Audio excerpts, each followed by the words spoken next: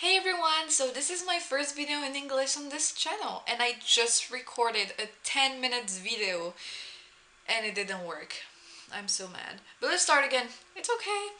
So this is my first video in English on this channel and I decided to make this video so you guys could see how my English is now after 10 months in the US and 9 months kind of between the two countries.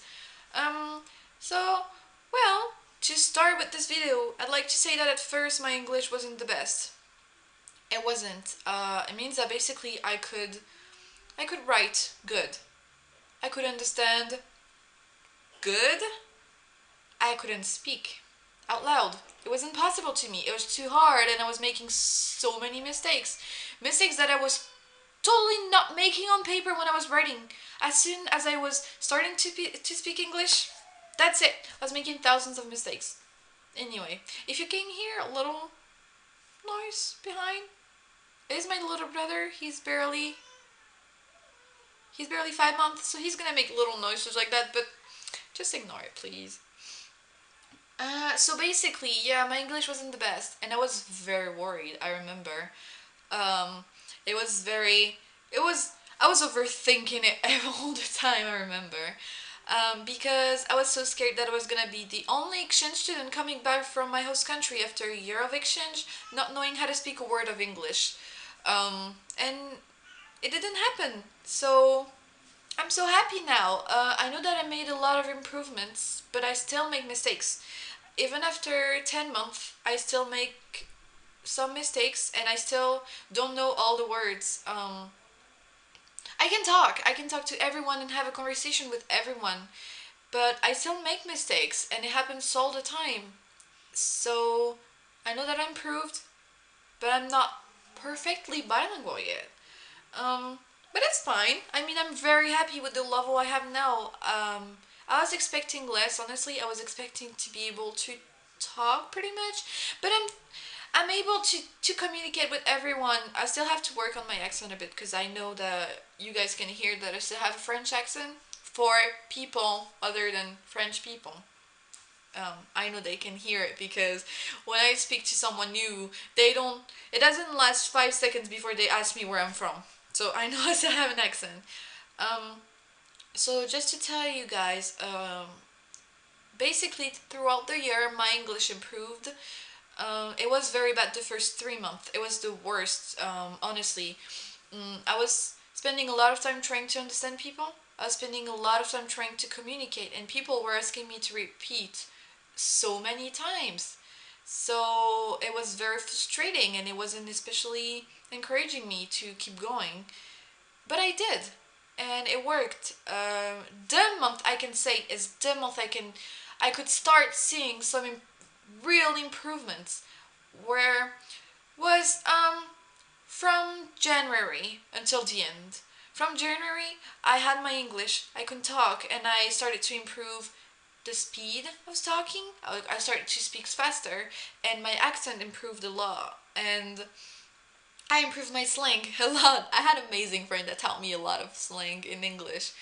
Um, so yeah, it's like the month I starting to be really comfortable with the language, and I really started to feel like it was my second language, um, equal as French, almost equal as French. And it felt really great to have two languages like that. I felt like I had a new power or something because I could talk to everyone, not only Americans and not only British people and not only Australians and every English speaking person.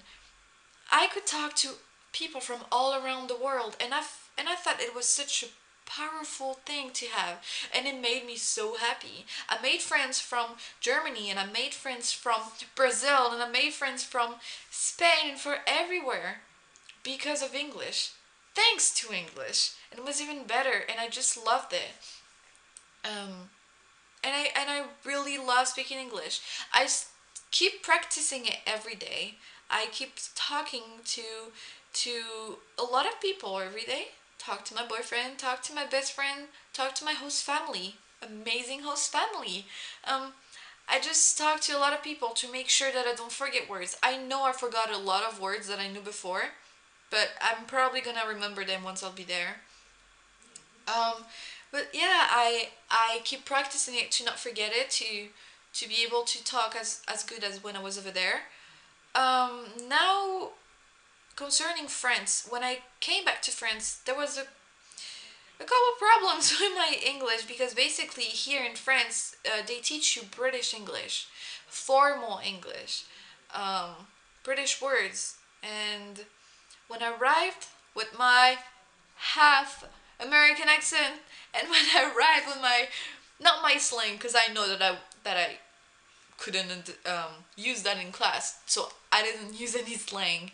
Um, but when I arrived with my, let's say, relaxed way to speak English, teachers, well, one out of the two English teachers I have didn't really appreciate it, and I had a lot of